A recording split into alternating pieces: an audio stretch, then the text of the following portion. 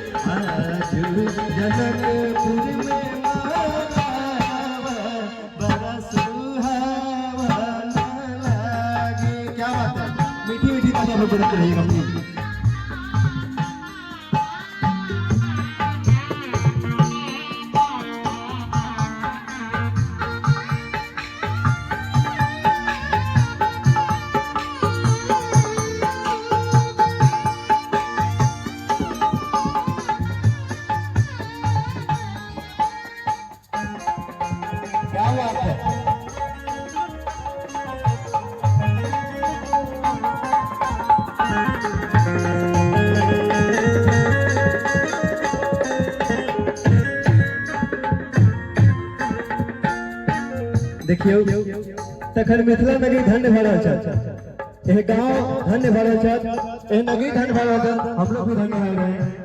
कैसे मैथिलानी का भाव लग रहा है। हरे हरे बसवा की मरभ बनैले काका हरे